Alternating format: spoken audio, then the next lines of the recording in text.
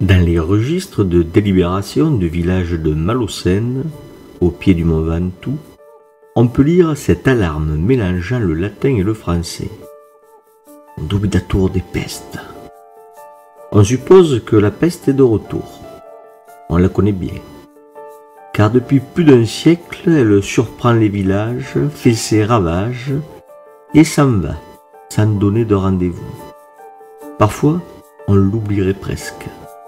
Là, au milieu du XVIe siècle, à Malaucène, on prend les précautions d'usage. On ferme les portes de la ville, on répare les remparts s'il y a lieu, on fait garder les portes. Enfin, à une certaine distance des remparts de la ville, on établit un cordon sanitaire.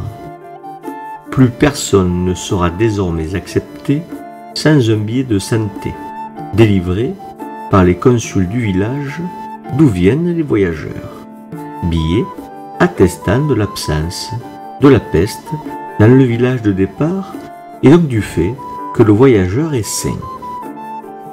Pour ceux qui n'en sont pas pourvus et qui veulent entrer tout de même à Malaucène, une quarantaine leur est imposée dans l'ancien château du Gros-Eau, l'ancien château pontifical.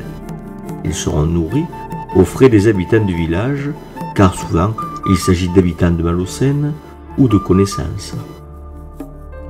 Les frères Sorel, historiens de Malaucène, nous racontent ce que d'aucuns classeraient dans les faits divers, mais que je préfère livrer sans catégoriser, parce que le monde crève de son inflation taxinomique et du calcul.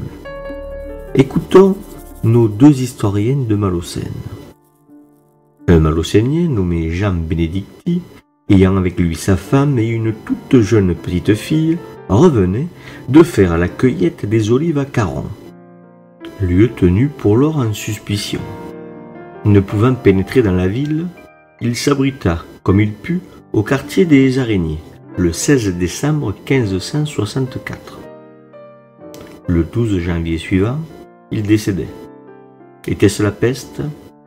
Personne ne l'a jamais su, pas même les maîtres des sanitates, envoyés pour s'assurer de la chose.